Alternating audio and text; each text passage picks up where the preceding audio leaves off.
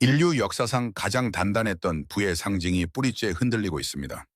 수천 년간 안전자산의 왕좌를 지켜온 금의 시대가 저물고 있다는 신호가 곳곳에서 감지되고 있거든요.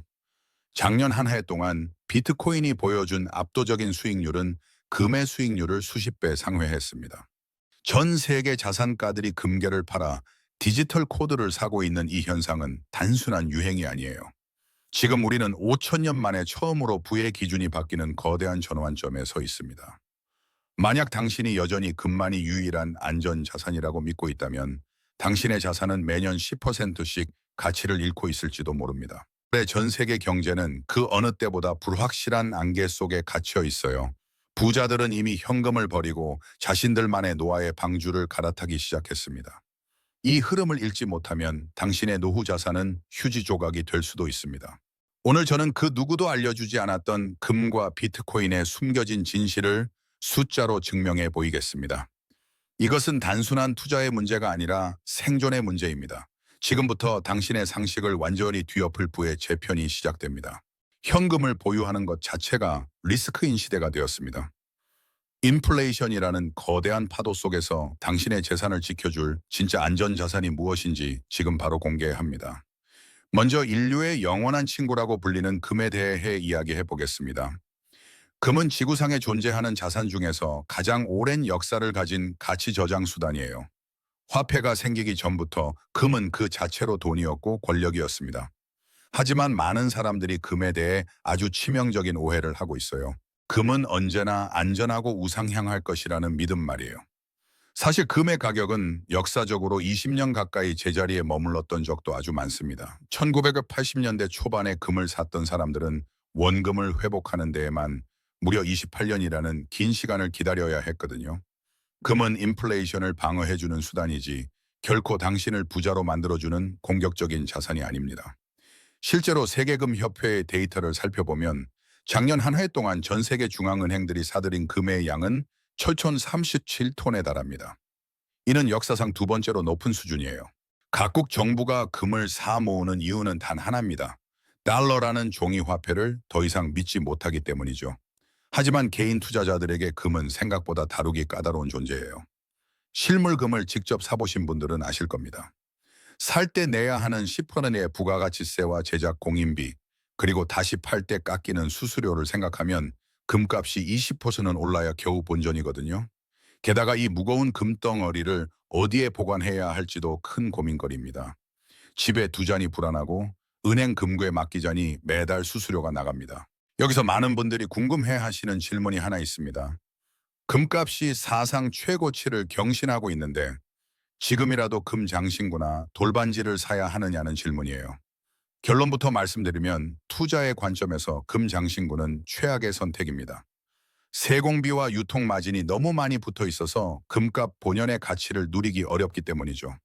정말 금에 투자하고 싶다면 한국거래소 금시장을 이용하거나 금 ETF를 사는 것이 훨씬 현명합니다.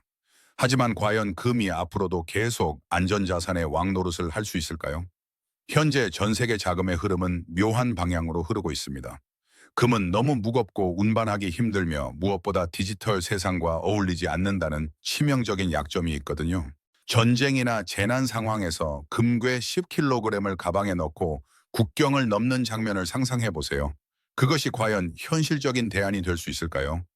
금의 한계를 보완하며 혜성처럼 등장한 존재가 바로 비트코인입니다. 사람들은 이것을 디지털 골드라고 불러요. 비트코인의 가장 큰 핵심은 바로 수학적으로 증명된 희소성입니다. 전 세계 어디를 뒤져도 비트코인은 딱 2,100만 개만 존재하도록 설계되었거든요. 금은 가격이 오르면 채굴량을 늘릴 수 있지만 비트코인은 아무리 가격이 폭등해도 공급량을 늘릴 방법이 전혀 없습니다. 이것이 바로 비트코인이 금보다 더 완벽한 희소성을 가졌다고 평가받는 이유입니다. 작년 미국 증권거래위원회 SEC가 비트코인 현물 ETF를 승인한 사건은 금융 역사에 한 획을 그었습니다. 이제 비트코인은 실체 없는 도박이 아니라 블랙록이나 피델리티 같은 거대 자산 운용사들이 관리하는 정식 금융 상품이 되었어요. 여전히 많은 분들이 비트코인은 내재 가치가 없는 가짜라고 비판합니다. 눈에 보이지도 않고 만져지지도 않는데 어떻게 가치가 있느냐고 묻기도 하죠. 하지만 우리가 매일 사용하는 신용카드나 카카오페이의 숫자도 사실 눈에 보이지 않기는 마찬가지입니다. 가치는 물질 그 자체가 아니라 사람들의 신뢰와 네트워크에서 발생합니다. 이것이 바로 네트워크 효과입니다. 전화기를 한 명만 가지고 있으면 가치가 없지만 전 세계 모든 사람이 가지고 있으면 엄청난 가치를 갖는 것과 같은 원리예요. 실제 수치를 보면 더 명확해집니다. 올해 기준 비트코인의 시가총액은 이미 전 세계 주요 기업들을 제치고 상위권에 안착했습니다. 작년 한 해 동안 비트코인 현물 ETF로 유입된 자금만 해도 수십조 원에 달해요. 이는 과거 금 ETF가 처음 출시되었을 때 유입된 자금 속도보다 훨씬 빠릅니다. 기관 투자자들이 바보라서 엄청난 돈을 쏟아붓는 것이 아닙니다. 그들은 금의 시대가 가고 디지털 자산의 시대가 오고 있다는 것을 누구보다 먼저 간파한 것이죠. 여기서 아주 중요한 포인트 하나를 짚어드리고 싶습니다. 디지털 희소성이 왜 실물 희소성보다 강력할까요? 그것은 바로 검증 가능성 때문입니다. 당신이 가지고 있는 금괴가 진짜 24K 순금인지 확인하려면 복잡한 장비와 전문가의 감정이 필요합니다. 하지만 비트코인은 스마트폰 하나만 있으면 누구나 단 1초 만에 진짜인지 가짜인지 확인할 수 있어요. 게다가 금은 쪼개서 결제하기가 매우 어렵지만 비트코인은 소수점 8자리까지 나눠서 보낼 수 있습니다. 편의성 측면에서 금은 비트코인의 상대가 되지 않습니다. 많은 분들이 제게 묻습니다. 정부가 비트코인을 한순간에 금지해버리면 어떡하느냐고요. 하지만 이미 전 세계 금융 시스템의 중심인 미국에서 비트코인을 제도권으로 받아들였습니다. 국세청은 세금을 걷고 있고 은행들은 수탁 서비스를 제공하고 있어요. 이제 비트코인을 금지하는 것은 인터넷을 금지하는 것만큼이나 불가능한 일이 되었습니다. 이미 너무 많은 자본과 이해관계가 얽혀버렸거든요.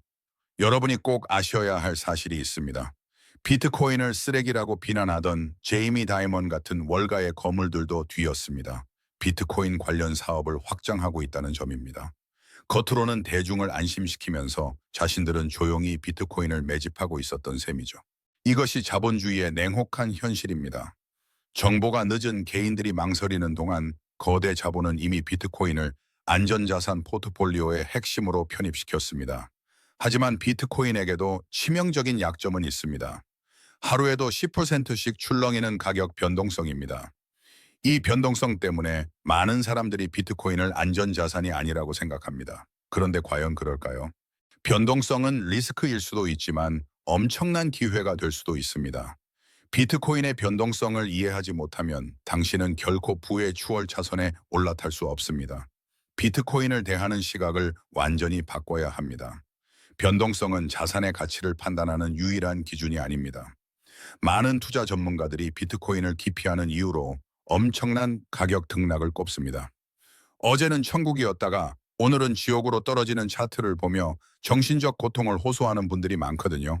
하지만 여기서 우리가 반드시 짚고 넘어가야 할 개념이 있습니다. 바로 위험 대비 수익률을 나타내는 샤프 지수입니다. 작년 기준 데이터를 분석해보면 비트코인의 샤프 지수는 금이나 나스닥 지수보다 훨씬 높은 수준을 기록했습니다. 이는 변동성을 감수하더라도 얻을 수 있는 기대 수익이 다른 자산에 비해 압도적으로 크다는 것을 의미합니다. 사람들은 가격이 변하지 않는 것을 안전하다고 착각합니다. 하지만 죽은 사람의 심전도는 평평한 직선입니다. 살아있는 생명체는 언제나 맥박이 뛰고 파동을 그리게 마련이에요. 비트코인의 변동성은 새로운 자산이 세상에 뿌리를 내리는 과정에서 발생하는 성장통과 같습니다. 금도 1970년대 처음 시장에 등장했을 때는 지금의 비트코인보다 훨씬 심한 변동성을 보였습니다.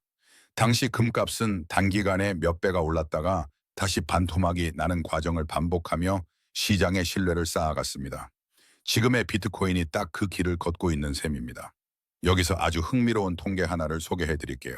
작년 한 해 동안 비트코인이 5% 이상 하락한 날은 총 24일이었습니다. 반면 금이 2% 이상 하락한 날은 단 5일에 불과했죠. 표면적으로 보면 금이 훨씬 안정적으로 보입니다. 하지만 연간 수익률을 따져보면 비트코인은 100%가 넘는 성장을 보여준 반면 금은 한 자릿수 성장에 그쳤습니다. 당신의 목적이 자산을 지키는 것뿐이라면 금이 정답일 수 있습니다. 하지만 불을 쌓고 계층을 이동하는 것이 목적이라면 변동성이라는 파도를 탈 줄 알아야 합니다. 변동성을 리스크가 아닌 기회로 바꾸는 가장 강력한 방법은 적립식 투자입니다. 소위 말하는 물타기가 아니라 정해진 날짜에 정해진 금액을 기계적으로 사는 것이죠. 이렇게 하면 가격이 비쌀 때는 적게 사고 가격이 쌀 때는 많이 사게 됩니다. 결과적으로 평균 매수 단가는 낮아지고 변동성은 당신의 수익을 극대화하는 촉매제가 됩니다. 실제로 지난 5년간 매달 10만 원씩 비트코인을 사모은 사람의 수익률은 금을 사모은 사람보다 약 8배 이상 높았습니다. 이것이 바로 시간이 만들어내는 마법입니다. 많은 시청자분들이 이런 질문을 하십니다. 폭락장에서 비트코인이 금보다 훨씬 더 많이 떨어지는데 어떻게 안전자산이라고 할 수 있느냐고요. 일시적인 공포 상황에서는 현금을 확보하기 위해 모든 자산을 팔아치우는 투매 현상이 일어납니다. 이때 비트코인은 유동성이 워낙 좋아서 가장 먼저 팔리는 자산 중 하나예요. 하지만 반등이 시작될 때를 주목해야 합니다. 작년 하반기 경제 위기설이 돌았을 때 비트코인은 바닥을 치고 가장 먼저 전고점을 향해 달려갔습니다. 금보다 훨씬 빠른 회복 탄력성을 보여준 것이죠. 이는 시장 참여자들이 비트코인을 단순한 투기 수단이 아니라 위기 상황에서의 대안으로 인식하기 시작했다는 증거입니다. 상상해 보세요. 만약 갑작스러운 지정학적 위기로 인해 급히 나라를 떠나야 하는 상황이 온다면 당신은 무엇을 챙기시겠습니까? 금고의 10kg의 무게는 상당합니다. 공항 검색대를 통과하기도 어렵고 도중에 강도를 당할 위험도 큽니다. 하지만 비트코인은 12개의 단어인 사이드 구문만 머릿속에 외우고 있으면 전 세계 어디서든 당신의 자산을 온전히 인출할 수 있습니다. 국경이 의미 없는 세상에서 진정한 이동의 자유를 보장하는 자산은 금이 아니라 비트코인입니다. 무게도 없고 부피도 없지만 전 세계 어디서나 통용되는 가장 강력한 화폐가 바로 여러분 앞에 있습니다. 이것이 바로 현대판 노아의 방주입니다. 금이 아날로그 시대의 유산이라면 비트코인은 디지털 시대의 새로운 질서입니다. 변동성이라는 괴물을 길들이는 순간 당신은 남들이 보지 못하는 부의 지도를 손에 쥐게 될 것입니다. 여전히 가격창을 보며 일희일비하고 계신가요? 이제 관점을 바꿔야 합니다. 가격이 아니라 가치에 집중하세요. 올해 이 시기가 지나기 전에 당신의 포트폴리오에 변동성이라는 엔진을 달아보시는 것은 어떨까요? 세계 최대의 자산 운용사 블랙록이 비트코인을 선택한 것은 단순한 변심이 아닙니다. 이것은 거대한 금융 패러다임의 변화를 의미해요. 블랙록의 수장 레리 핑클은 과거에 비트코인을 돈 세탁의 수단이라며 강하게 비판했던 인물입니다. 하지만 작년과 올해 그가 보여준 행보는 완전히 정반대예요. 그는 이제 비트코인을 국제적인 자산이자 디지털 금이라고 지켜쓰고 있습니다. 전 세계 자산의 상당 부분을 움직이는 유대계 자본의 정점이 비트코인을 승인했다는 사실은 시사하는 바가 매우 커요. 금융권에는 돈의 성격이라는 것이 존재합니다. 개인들의 돈은 변동성에 취약하고 금방 빠져나가지만 기관의 돈은 한번 들어오면 쉽게 나가지 않는 끈적한 자금이에요. 올해 초 미국 노동통계국이 발표한 소비자 물가지수는 여전히 불안정한 상태를 보였습니다. 화폐 가치가 떨어지는 상황에서 거대 자본들이 선택한 탈출구가 바로 비트코인 현물 ETF였어요. 작년 기준으로 비트코인 ETF에 유입된 순유입액은 과거 금 ETF가 처음 나왔을 때의 수치를 가볍게 뛰어넘었습니다. 이제 비트코인은 월가의 엘리트들이 가장 선호하는 포트폴리오의 한 축이 되었어요. 많은 분들이 걱정하시는 정부의 규제 문제도 이제는 다른 관점으로 봐야 합니다. 정부가 비트코인을 금지하기에는 이미 너무 늦어버렸거든요. 미국 대선 후보들이 비트코인을 전략적 국가 자산으로 비축하겠다는 공약을 내걸고 있는 것이 지금의 현실입니다. 정부는 이제 비트코인을 없애려 하기보다 어떻게 하면은 여기서 세금을 더 많이 거둘지 고민하고 있어요. 국세청이 비트코인 거래에 세금을 매기기 시작했다는 것은 역설적으로 비트코인을 합법적인 자산으로 인정했다는 가장 강력한 증거입니다. 여기서 아주 중요한 질문이 하나 나온다. 중앙은행이 만드는 디지털 화폐인 CBDC가 나오면 비트코인은 사라지는 것 아니냐는 우려예요. 하지만 이것은 비트코인의 본질을 오해한 것입니다. CBDC는 정부가 발행하고 통제하는 중앙집중형 화폐입니다. 정부가 당신이 어디에 돈을 썼는지 완벽하게 추적할 수 있는 시스템이죠. 반면 비트코인은 그 누구의 간섭도 받지 않는 자유의 화폐입니다. 정부의 통제가 심해질수록 사람들은 오히려 익명성과 독립성이 보장된 비트코인으로 숨어들게 될 거예요. 금이 정부의 통제를 벗어난 실물 자산이었던 것처럼 비트코인은 정부의 통제를 벗어난 디지털 자산의 역할을 수행할 것입니다. 실제로 올해 들어 중동의 국부펀드와 아시아의 연기금들이 비트코인 비중을 늘리고 있다는 소식이 들려오고 있습니다. 그들은 인플레이션으로 인해 달러 가치가 하락하는 것을 방어하기 위해 금과 비트코인을 동시에 매입하고 있어요. 이것은 두 자산이 서로 경쟁 관계가 아니라 상호 보완적인 관계임을 보여주는 아주 중요한 사례입니다. 금은 전통적인 가치를 지키는 앵커 역할을 하고 비트코인은 수익률을 끌어올리는 엔진 역할을 하는 셈이죠. 여러분이 주목해야 할 점은 기관 투자자들이 비트코인을 대하는 태도가 마치 20년 전에 금을 대하는 태도와 비슷해졌다는 사실입니다. 초기에는 의심했지만 점차 자산의 한 종류로 인정하고 결국에는 필수 자산으로 편입시키는 과정 말이에요. 블랙록이 그린 큰 그림은 단순히 코인 가격을 올리는 것이 아닙니다. 전 세계의 모든 자산을 토큰화하여 비트코인 네트워크 위에서 거래하게 만드는 것이 그들의 최종 목적입니다. 이 거대한 흐름 속에 올라타지 못하면 당신은 다시 한번 부의 재편 과정에서 소외될 수밖에 없습니다. 이제 비트코인은 더 이상 괴짜들의 전유물이 아닙니다. 당신이 잠든 사이에도 전 세계의 슈퍼컴퓨터들은 비트코인 네트워크를 지키고 있고 월가의 알고리즘들은 쉼 없이 비트코인을 매집하고 있습니다. 올해는 기관의 시대가 가고 국가의 시대가 열리는 원년이 될 것입니다. 이미 일부 국가들은 비트코인을 법정화폐로 채택하거나 국가 자산으로 보유하기 시작했어요. 금과 비트코인이 공존하며 부의 지도를 다시 그리는 이 순간 당신은 어떤 선택을 하시겠습니까? 올해 전 세계 경제는 거대한 스태그플레이션의 위협에 직면해 있습니다. 물가는 여전히 높고 성장은 정체된 이 기묘한 상황에서 가장 위험한 행동은 바로 한 바구니에 모든 달걀을 담는 올인 투자예요. 많은 사람들이 비트코인이든 금이든 하나에만 승부를 보려고 합니다. 하지만 진정한 부자들은 결코 도박을 하지 않아요. 그들은 철저하게 분산된 포트폴리오를 통해 생존을 먼저 도모합니다. 올해 미국 재무부의 부채 상환 비용이 국방비를 넘어섰다는 통계는 우리에게 시사하는 바가 큽니다. 종이 화폐의 가치는 갈수록 떨어질 수밖에 없고 우리는 스스로를 보호할 수단을 찾아야만 합니다. MZ세대와 베이비부머 세대의 자산 선호도 차이를 보면 아주 흥미로운 결과가 나옵니다. 작년 조사에 따르면 60대 이상의 자산가들은 여전히 금을 가장 선호하는 안전자산으로 꼽았습니다. 반면 2030 세대는 금보다 비트코인을 보유했을 때 더 큰 심리적 안정감을 느낀다고 답했죠. 이것은 단순한 취향의 차이라기보다 시대의 흐름이 변하고 있다는 가장 강력한 증거입니다. 이제 우리는 부모 세대의 방식과 우리 세대의 방식을 적절히 섞어야만 합니다. 과거의 유산인 금과 미래의 열쇠인 비트코인을 동시에 쥐고 있어야 어떤 경제적 풍파가 와도 흔들리지 않을 수 있습니다. 금융 전문가들이 추천하는 올해 기준 마법의 비율을 공개할게요. 당신의 전체 자산 중 금 5%와 비트코인 5%를 동시에 보유하는 전략입니다. 너무 적다고 생각하시나요?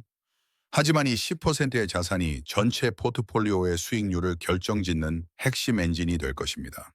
금은 하락장에서 든든한 방패의 역할을 해주고 비트코인은 상승장에서 강력한 창 역할을 하며 당신의 자산을 지키고 키워줄 거예요. 실제로 작년 한 해 동안 이 비율을 유지한 포트폴리오는 전통적인 주식과 채권 위주의 포트폴리오보다 15% 이상 높은 수익률을 기록했습니다. 지금 들어가기엔 너무 늦은 것 아니냐는 질문을 정말 많이 받습니다. 비트코인 가격이 이미 전고점을 돌파해서 무섭다고 말씀하시는 분들도 계시죠. 하지만 관점을 조금만 바꿔보세요. 전 세계 자산 중에서 비트코인이 차지하는 비중은 여전히 금의 10분의 1 수준에 불과합니다. 비트코인이 금의 시가총액을 따라잡기까지만 해도 아직 10배의 성장 잠재력이 남아있다는 뜻이에요. 기관 자금이 본격적으로 유입되기 시작하고 국가 단위의 비축이 시작된 지금이 오히려 역사적으로 가장 안전한 진입 시점일 수 있습니다. 가격이 오르는 것은 그만큼 리스크가 해소되고 있다는 신호이기도 하니까요. 부의 추월 차선은 언제나 대중이 공포에 질려 있거나 의심할 때 열렸습니다.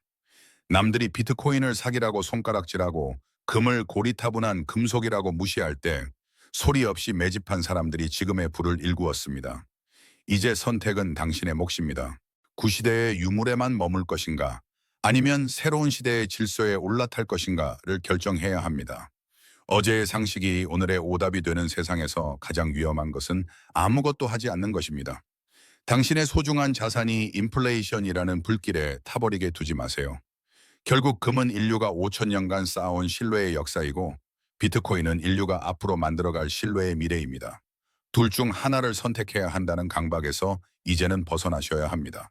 두 자산 모두 당신의 경제적 자유를 지켜줄 소중한 도구입니다. 오늘 당장 거래소 계좌를 열거나 작은 금화 하나를 사보는 것부터 시작하세요. 이론을 공부하는 것보다 소액이라도 직접 매수해서 가치의 변화를 몸소 느껴보는 것이 100배는 더 가치 있는 공부입니다. 당신은 5년 뒤에 자신에게 어떤 선물을 남기고 싶으신가요?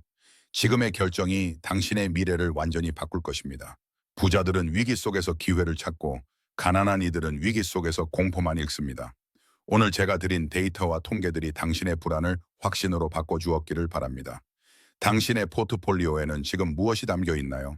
댓글로 여러분의 생각과 전략을 가감없이 공유해 주세요. 함께 고민하고 앞서 나가는 사람만이 부의 정상에 설 수 있습니다. 당신의 성공적인 투자를 진심으로 응원합니다.